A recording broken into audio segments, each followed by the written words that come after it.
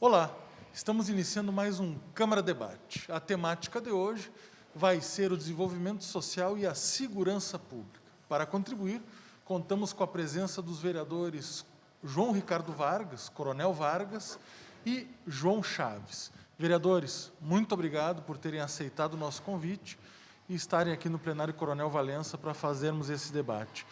Já debate pronto, como se diz na gíria futebolística, né? Eu queria já iniciar fazendo uma pergunta para os dois vereadores, iniciando pelo vereador Coronel Vargas. Desigualdade social, pobreza e violência têm relação, na opinião dos senhores, vereador? Matheus, primeira situação, agradecendo aí a TV Câmara pela importância, né, de nós fazermos esse tipo de trabalho para darmos até uma maior transparência para a comunidade, né, de nós aqui, os vereadores, terem a sua opinião, enfim. Mas, Matheus, esta tua pergunta, ela é exatamente o tema proposto para esse debate. Por quê? Porque o vereador João Chaves, por exemplo, que teve uma experiência dentro da Secretaria de Desenvolvimento Social, ele tem o levantamento total de tudo que acontece na cidade e que tem o reflexo direto na segurança pública, sem dúvida nenhuma. E no decorrer agora do nosso bate-papo aqui, a gente vai explanar o porquê e como isso acontece. Vereador João Chaves, por favor. Matheus, é um prazer estar contigo aqui na TV Câmara. Coronel Vargas, vereador, meu amigo, e debatemos esse tema tão importante que é a desigualdade social, a segurança pública, esse reflexo direto que dá a desigualdade social. Ela vem crescendo no nosso país, e principalmente na nossa cidade, e nesse período que a gente está vivendo agora de pandemia, e isso dá um reflexo direto na segurança pública, que é a área que o Coronel Vargas trabalhou a vida inteira e tem uma experiência larga nessa área também da segurança pública. Seguindo, fazendo esse link, que é a proposta do programa, como mencionou o Coronel Vargas, o vereador Coronel Vargas, uma pergunta também direcionada aos dois, né, iniciando pelo Coronel Vargas. Vereador, o sistema carcerário, o senhor sabe muito bem disso, né? O senhor é servidor aposentado da Brigada Militar, enfim, tem uma experiência, comandou várias equipes. O sistema carcerário brasileiro, infelizmente, ele tem gargalos históricos, que não são do governo A, B ou C, são históricos. Como melhorar esse sistema para que realmente ele possa ser um sistema de ressocialização e não, muitas vezes, de uma qualificação da criminalidade? O grande objetivo, Matheus, e a comunidade que nos assiste nesse momento, o grande objetivo é justamente esse, a ressocialização. Mas, infelizmente, o Brasil tem um dos piores números de ressocialização do mundo, um dos piores. Aonde nós vamos verificar isso? Justamente do formato em que o sistema penitenciário age dessa forma, entendeu? Por quê? O que nós acreditamos é que, a partir do momento em que nós assistimos, principalmente e evidentemente no Rio Grande do Sul, alguns presídios que têm um trabalho muito forte na área de trabalhos internos e de recolocar este ex-apenado ou apenado no mercado de trabalho, ele realmente faz esse trabalho de ressocialização. Ou seja, nós não podemos deixar o preso 24 horas de forma aleatória dentro do cárcere, sem ele ter uma profissão, sem ele ter um trabalho específico e até mesmo um aprendizado dentro do trabalho. E aí vejam bem que todas as coisas se encaixam aqui dentro daquilo que nós estamos debatendo. Porque a partir do momento em que o desenvolvimento social, né, também tem políticas públicas para absorver no mercado esse tipo de situação, o que acontece? Vai amenizar e vai acabar fazendo com que se cumpra a chamada ressocialização, que começa dentro do presídio e, evidentemente, ela vai se estender para fora do presídio para que não aconteça a reincidência. Porque o grande problema é a reincidência, né? O apenado sai do cárcere pela progressão de pena e, a partir desse momento, ele, chegando na rua, imediatamente ele acaba reincidindo e volta para o cárcere. Então, essa situação é muito complexa, mas tem que haver aí um trabalho conjunto de todas as forças para atingirmos esse objetivo. Vereador João Chaves, o vereador Coronel traz uma questão muito importante, que é a qualificação do detento para que ele possa, depois que cumprir a sua pena, se inserir na sociedade com trabalho, com condições, né, de não retornar a essa situação de criminalidade. Também a gente tem a superlotação dos presídios e também, muitas vezes, as famílias dos próprios detentos não têm segurança lá fora, né? Queria que o senhor dissesse aí o que fazer para tentar amenizar essa situação. Na verdade, esse é um tema bem complexo, porque até chegar no presídio teve uma origem de tudo isso. E por isso é importante nós falarmos de desenvolvimento social e a gente falar de segurança pública. O desenvolvimento social nós vamos trabalhar na contramão daquilo tudo que foi ensinado, que era o assistencialismo, onde as pessoas só recebiam as coisas, recebiam doações e não tinha política pública efetiva realmente na área social que emancipa as pessoas. Então, o trabalho do desenvolvimento social ele é um trabalho preventivo, que vai trabalhar com a família, que vai trabalhar com a criança, que vai trabalhar com o adolescente, que vai oportunizar que essa família seja reconstruída. Se nós chegarmos dentro do sistema carcerário, que é a área que o Coronel Vargas trabalhou a vida inteira, nós vamos ver um estudo dentro do sistema carcerário, nós vamos ver a desigualdade social grande lá. Nós temos, a maioria são negros que estão presos lá, são pessoas que vêm da periferia, são pessoas que não tiveram um estudo, eles vão ter lá até o quarto, quinto ano. Os jovens que estão lá hoje, até 29 anos que estão presos, a origem deles é essa, quarta, quinta série, todos envolvidos quase dentro do crime ou do tráfico. Então, é fruto de uma origem que eles tiveram e que o Estado falhou. O Estado falhou não oferecendo as políticas públicas dentro das comunidades, seja em qualquer área, porque a parte social ela tem um papel fundamental. Aí, quando chega lá dentro do sistema carcerário, não tem essa ressocialização da forma como deveria, não existe nada a oferecer para esse preso que está lá. Ele, além a vida inteira ele foi discriminado, esteve num sistema todo fora, lá dentro ele só se profissionaliza mais no crime, e é muito importante, Coronel Vargas, a gente pensar nesse tema aqui, Matheus, porque todo mundo fala, principalmente nesse período de pandemia, falam de preconceito, falam de discriminação, falam de racismo, todo mundo fala.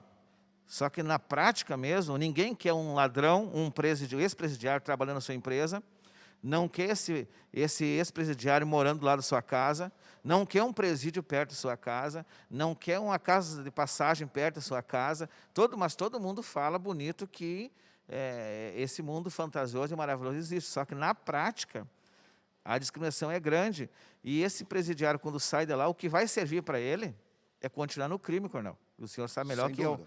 É continuar nessa escola que ele aprendeu, porque lá dentro ele constrói dívidas lá dentro.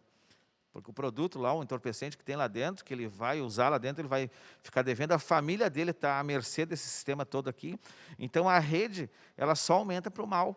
Enquanto nós não pensarmos num sistema carcerário e que realmente a ressocialização aconteça, e para isso acontecer tem que mudar a mentalidade de todo o país, de todas as pessoas, inclusive a minha, de todos nós, a mentalidade de que forma que nós vamos fazer isso. Quem sabe essa pandemia vai a gente pensar nisso também, Coronel, que eu acho que é um novo mundo para todos nós. Vereador Coronel, seguindo essa linha, né, que o vereador João Chaves falou durante a sua fala, né, que muitas vezes o Estado ele não chega nas periferias, nas comunidades, ou quando chega, não chega, chega com muitos gargalos, né? Muitas coisas boas são feitas, tem servidores dedicados, ações públicas, políticas públicas importantes, mas existem gargalos, tanto na educação, na saúde, e muitas vezes nas comunidades a gente vê que o braço do Estado que mais chega é a Polícia Militar. Uhum.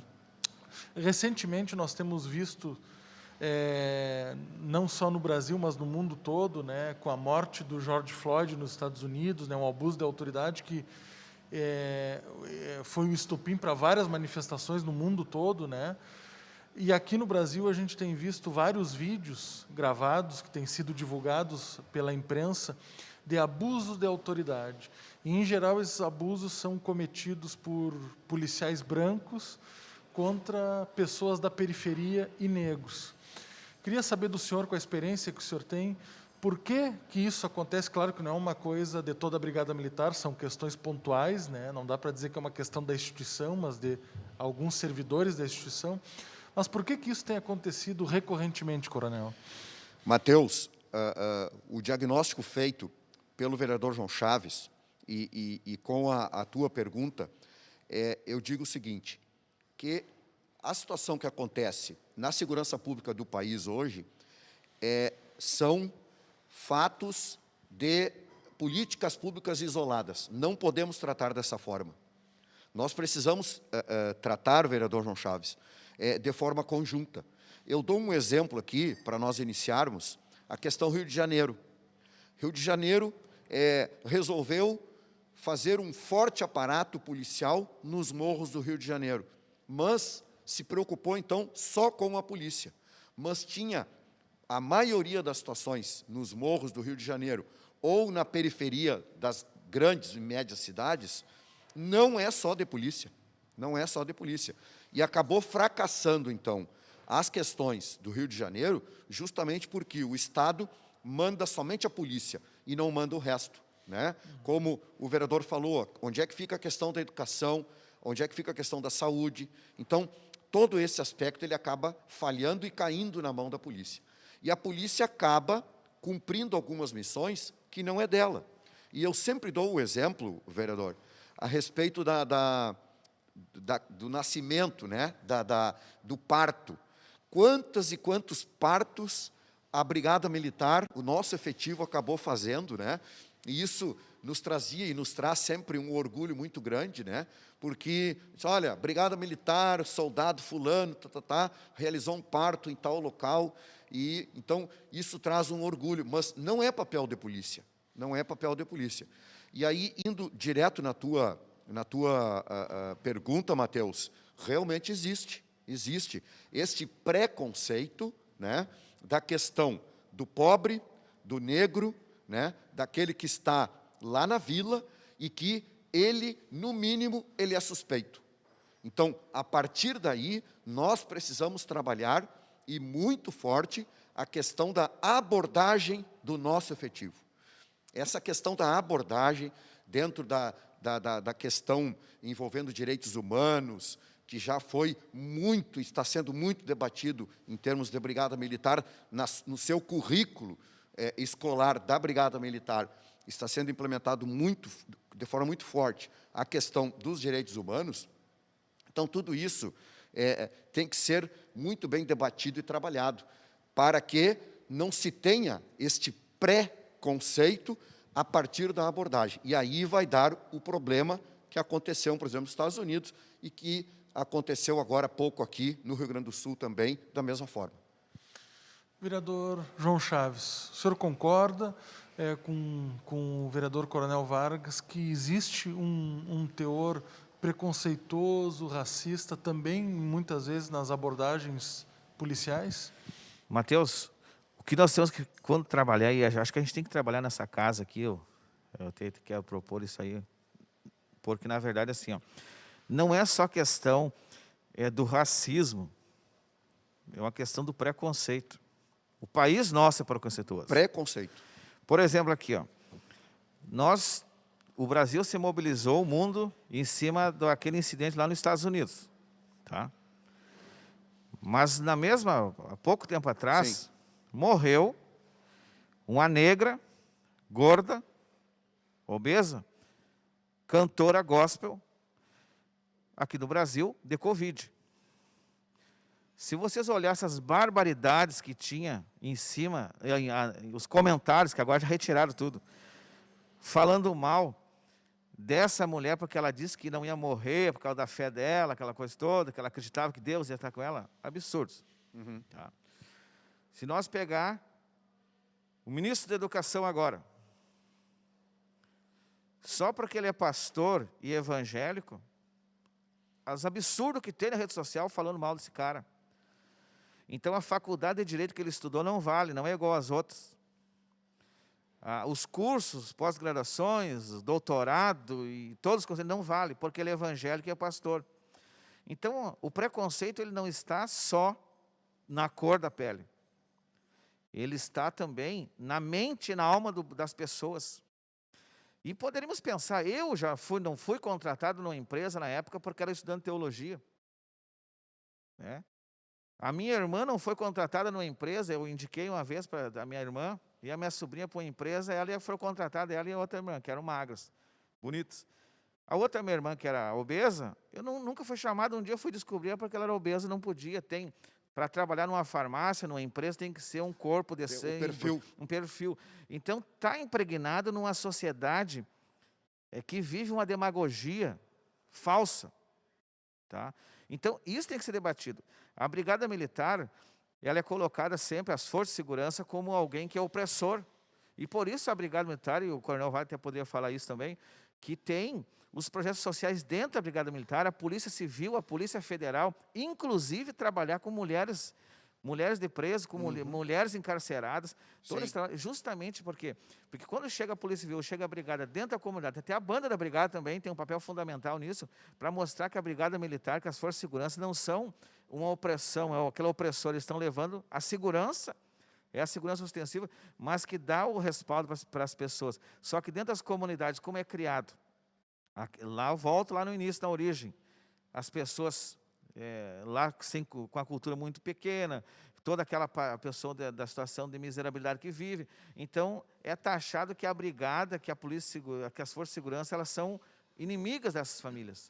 E quando chegam na comunidade, elas são recebidas com violência também. Então, graças a Deus que está tendo essa parte social, e é importante nosso debate aqui, que hoje, dentro das forças de segurança, há esse entendimento para dentro das comunidades, levar a parte social e mostrar que eles estão ali para ajudar e para somar. Mas o tema do preconceito e racismo, ele é muito mais profundo do que a gente se pensa. Sem dúvida. Vereador Coronel Vargas, como essas questões de excesso por parte da Brigada Militar são tratadas aqui no Rio Grande do Sul, né, que o senhor tem um conhecimento de várias décadas de trabalho prestado. Como são tratados? Tem uma corregedoria, os policiais são punidos se realmente cometeram os fatos? Como é tratado aqui no Rio Grande do Sul isso? Mateus, muitas vezes, importante a tua pergunta nesse momento, porque muitas vezes a comunidade ignora como é feito e acha que até existe uma espécie de protecionismo, né, ou corporativismo. Não. Bem o contrário, bem o contrário. Chegando qualquer informação para qualquer quartel da Brigada Militar, né, em qualquer contingente do Estado, o seu comando, de forma imediata, determina uma investigação, né, para nós apurarmos a veracidade ou não daquele fato. E por isso que o último levantamento feito agora, de como que estão as sindicâncias e inquéritos na Brigada Militar, continua no mesmo patamar, bem elevado. Por quê? Porque nós fizemos questão de apurarmos essa informação que chega até o comando, que chega até o quartel, para verificarmos se ela procede ou não procede. Por quê? Porque isso também é uma forma de proteção para aquele que está sendo acusado. Porque a partir do momento em que nós vamos agir de forma corporativa e vamos ignorar, hoje ele deu um tapa, amanhã ele pode ir além, e tudo isso poderá ter um prejuízo e um reflexo direto na corporação. Mas, Mateus, comunidade, sem dúvida nenhuma que qualquer tipo de situação é punido, sim, e essas punições passam até da forma administrativa, né, de forma interna, e também para a parte crime, que é revista, então, pela Justiça Militar do Estado do Rio Grande do Sul. Vereador João Chaves, o governo de São Paulo, o governo estadual de São Paulo, pretende, né, eu acho que nos próximos dias, instalar em torno de 2.000 câmeras, se não me engano, no capacete dos policiais militares, para dar mais transparência a essas ações, garantindo até segurança para o próprio servidor da Polícia Militar e também para a sociedade. O senhor acha que isso pode contribuir de alguma forma que esses casos de excesso e também, muitas vezes, até uma violência por parte, como o senhor disse que existe, né, digamos assim, a sociedade muitas vezes também é hostil com a polícia. O senhor acha que essas câmeras podem, de certa forma, amenizar essa situação e deixar mais tranquilo e resolver esse problema? Mateus, toda a transparência, ela traz segurança. No momento que, pelo menos, vai inibir. Porque a pessoa está vendo ali que se ela vai, tanto de um lado como do outro, vai acontecer essa parte de, né, Coronel, de fazer dar essa segurança, essa transparência. Então, é muito importante a gente ter essa avaliação do que acontece, mas eu sempre volto a dizer assim, ó, que o contexto todo, o estupim é aquele momento ali, mas ele não nasceu ali. Né? Sim. Se nós voltarmos um pouquinho atrás nos números do RS Seguro, dos últimos 10 anos que foram mapeados, das 18 cidades mais violentas do estado do Rio Grande do Sul, que Santa Maria está dentro, dos nossos bairros aqui mais violentos, eu fiquei uma surpresa que um dos bairros mais violentos é a Vila Orlândia, por exemplo, a região oeste, o JK e ali a Orlândia. E os números que eles alcançaram ali, que os jovens, as mortes, 80 e poucos % de mortes nesses municípios, ele está vinculado ali a 15 e 29 anos, que são os jovens. Então, nossos jovens estão morrendo e 87% dele envolvido com crime através do tráfico, sem envolvimento com drogas.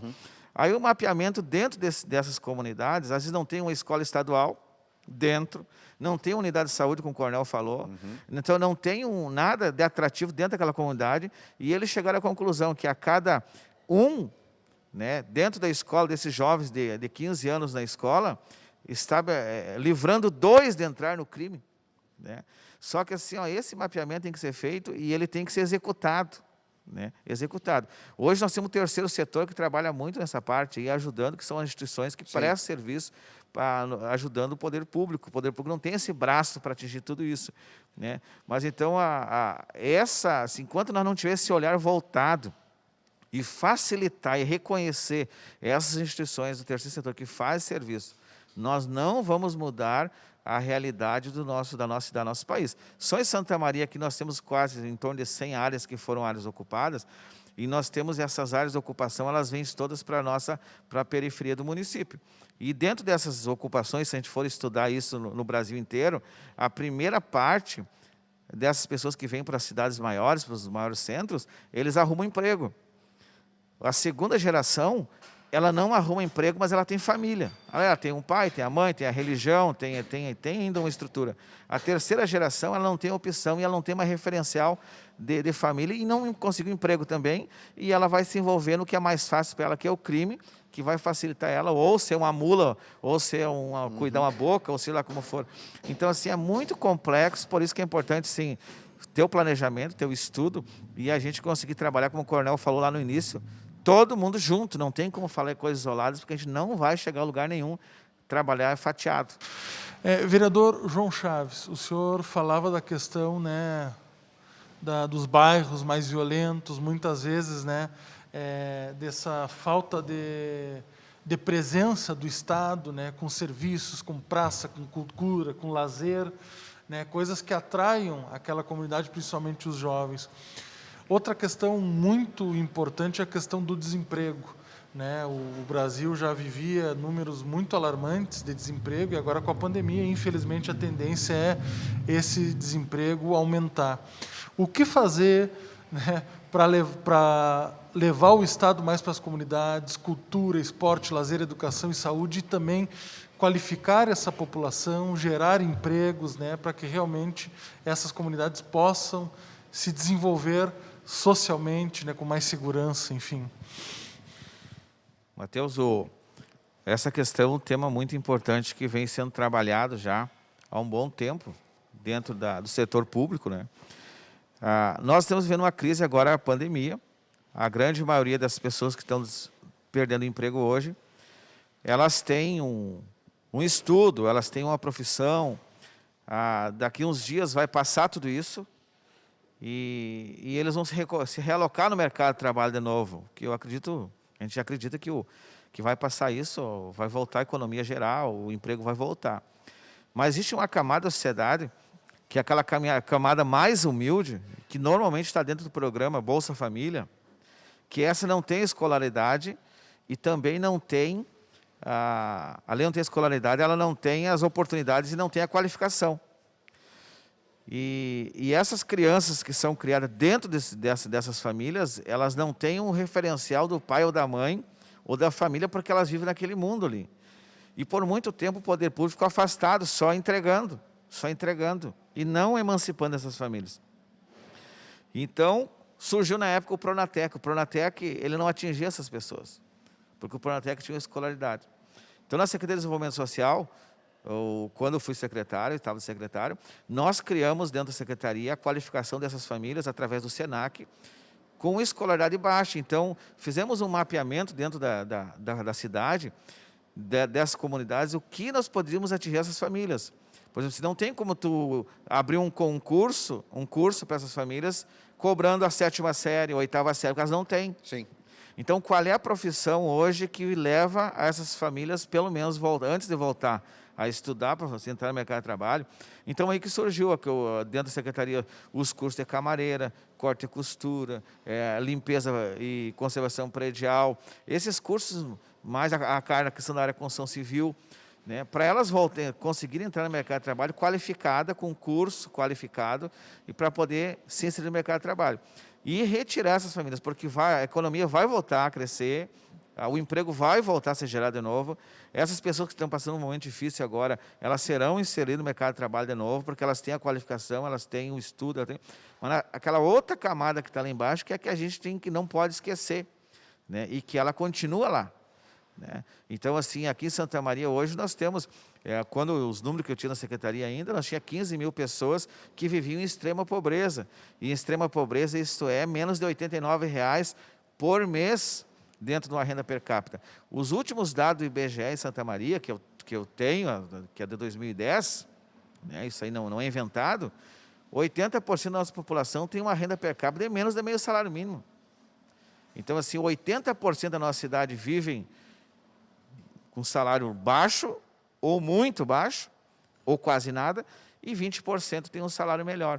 Então, essa desigualdade que volta lá no início que tu falaste aí, não tem como não gerar violência. Porque quando falta dentro da casa, e nós tínhamos o nosso vereador, o Coronel Verne, né? O Verne dizia sempre nos discursos dele, numa casa que falta comida, todo mundo bate a panela e ninguém tem razão. Quando atinge lá na família, a questão, faltou comida, cortaram a minha luz, cortaram a minha água. O pai vê o filho chorando, não tem o que dar. Não sai, arruma emprego, ninguém emprega ele. Ou já está manchado porque já passou pelo sistema carcerário. Ouve isso aí e vai. Aí, o que vai sobrar para aquela família lá? Se o poder público não estiver lá dentro, com programas sociais, não tem outra alternativa, Coronel. Vai ser o crime. Matheus, eu vou fazer um gancho aqui. Olha o dado que o vereador João Chaves nos traz, né, que numa das visitas que a gente fez para ele, ele tinha, quando era secretário, já tinha nos enviado esse dado, que ele é alarmante e extremamente triste. 15 mil pessoas em extrema pobreza. É isso, vereador? Naquela época, né? Naquela época. Agora vejam, mas o que isso aqui tem a ver com segurança pública? Vejam bem, a partir do momento em que um traficante chega neste público de extrema pobreza, qual é o valor, vereador, que falou, é em torno de quanto mês? R$ 89,00. R$ 89,00 mês. R$ 89,00 mês. E ele pega um adolescente ou uma criança dentro dessa família de extrema pobreza e oferece esses mesmos R$ 89,00 dia para servir de mula do tráfico. E aí tem a incidência do homicídio, do latrocínio, do roubo, do assalto, justamente dentro desse aspecto envolvendo o desenvolvimento social. Então, vejam bem aqui a importância do Estado, né? O seu ente, Estado, estar muito bem